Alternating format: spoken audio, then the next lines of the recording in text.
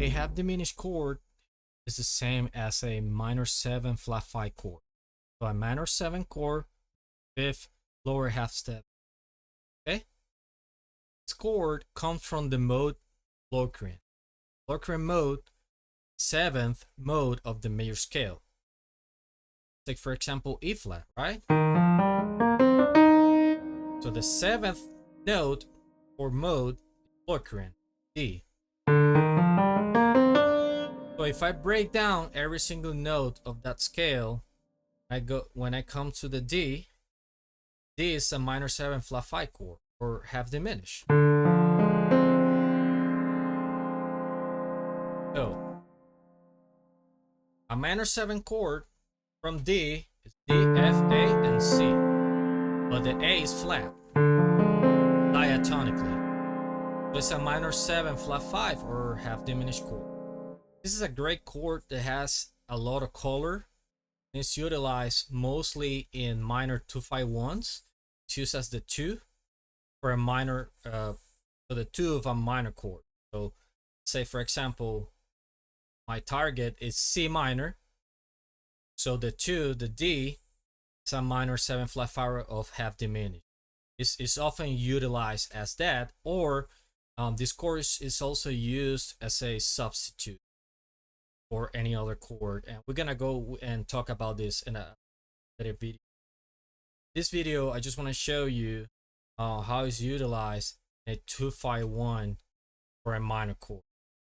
So the half diminished is gonna be that 2, that minor 2-5-1, but we're gonna see and learn different voicings for this chord, right?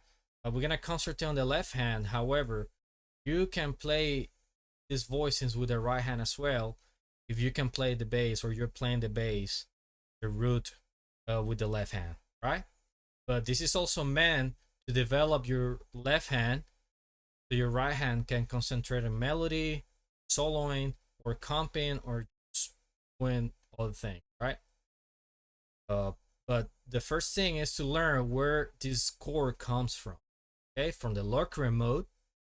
It's also utilized as a 2 for a minor 2-5-1. So a minor 2-5-1 will be a minor 7 flat 5 chord or half diminished.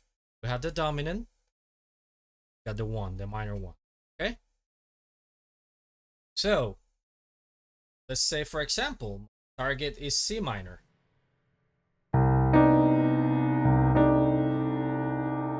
So that 2 is going to be a half diminished chord, dominant,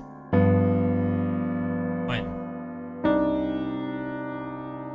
Obviously, as you go further, we'll learn other altered notes.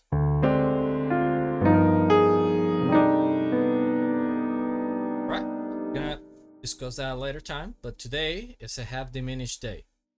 Okay, so let's start with the first voicing. The first voicing, we're gonna begin from the root, D, okay? Instead of just doing a regular chord, right? Building thirds, so 1, 3, 5, and 7. Let's make it more interesting. So the first voicing that we're gonna learn here from the root is utilizing the 11th or the 4th of that chord. So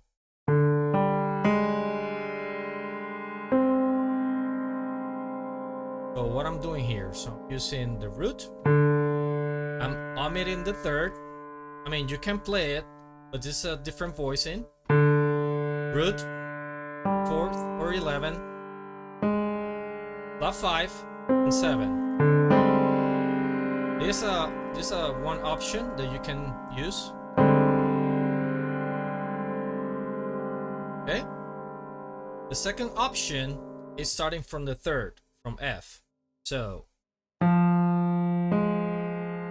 here we're gonna add the 9th. Remember, diatonically, from the Locrian mode, the E should be flat, right? But in this case, we're not playing a flat, we're playing a E natural, so it's a ninth, and it sounds very good. It's chord.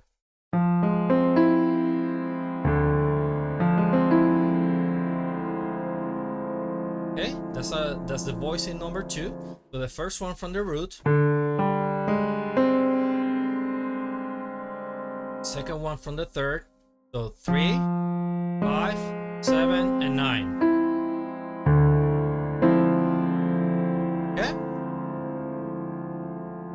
The third option is from the fifth, from the flat 5. So A flat in this case, A flat, C, D, and you can either play F or play the 11th. So in this voicing, you're using the root in the left hand. That's 1 from the 5th. The other option is, instead of playing the root, you're playing the 9th. Sounds good too. So 5th, 7th, 9th, and 11th. Or 5th, 7th, root, and 11th. Either one. It's a good option.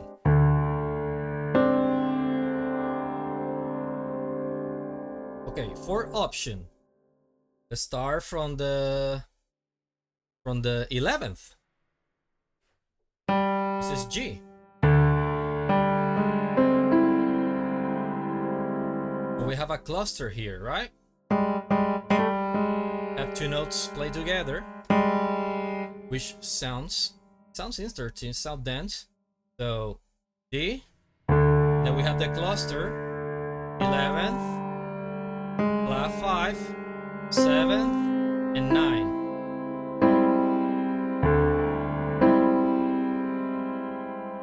Right? That's another option.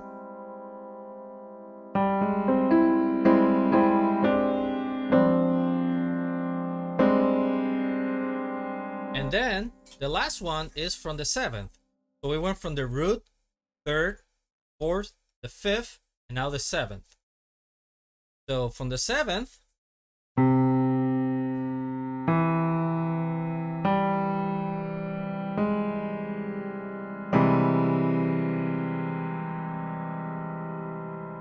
so we have 2 options here. So depending on what sound you're looking for, right? So 7, 9, 11, and flat 5. It sounds interesting, right? Or instead of the 11, we're playing the 3rd.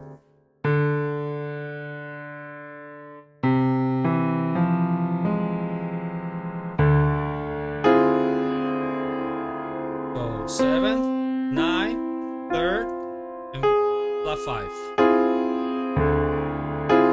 Either one, we're gonna have a cluster, right? Or a half step interval between 2 notes. It depends what you're looking for. But these are options, right? So what voicing is more appropriate to the occasion? Well, that depends on what chord are you coming from and what chord are you going to. So that's going to determine the best voicing for you, so you don't be jumping around the piano, so you find the closest voicing or the most appropriate, depending on how far it is from one chord to the other, right? Let's say, for example, I'm playing a 2-5-1 for C minor. So let's say I'm starting in this voicing in the 5th.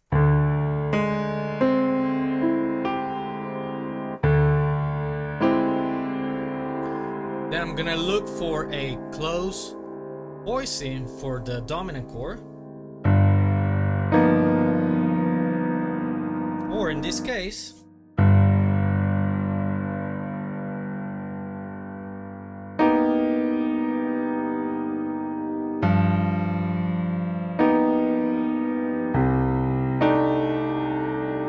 I didn't move that much. I stay in the same area. So that's the purpose of this. So you find the voicing that you prefer the most by considering what chord are you coming from, what chord are you going to. Let's review again. From the root,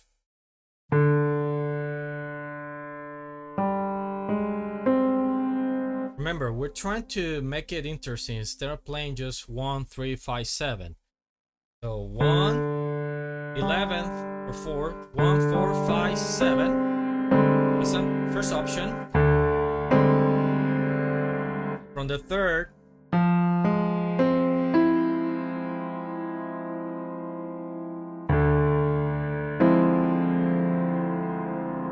that's actually a F minor with a major 7, but with bass on D. That's starting on the third.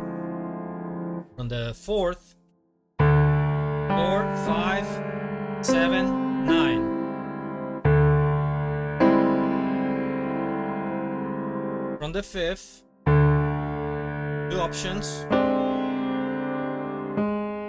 5, 7, 1, 11,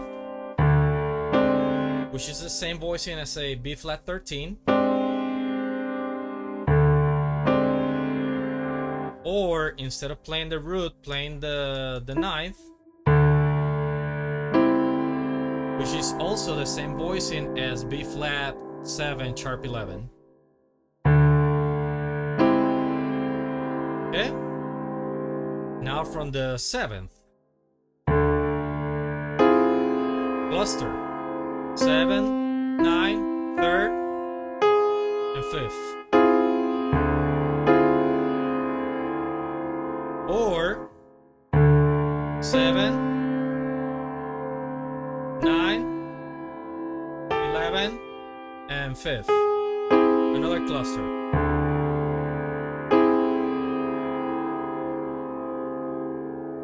So these are, I'll say it wasn't even 5, but there were like 7 options that you have here to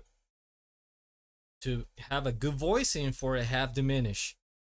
So remember, the half diminish, although in this case we use it as a 2, is also utilized as a substitute for other chords that, you know, share almost the same sonority. So try it.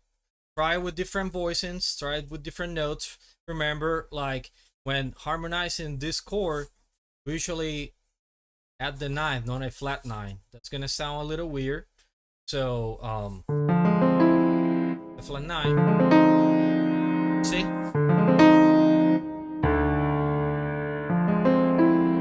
The 11th.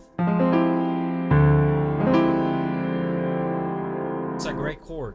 It has a lot of density if we play in the right place at the right time. Try the different voicings and you know how it goes.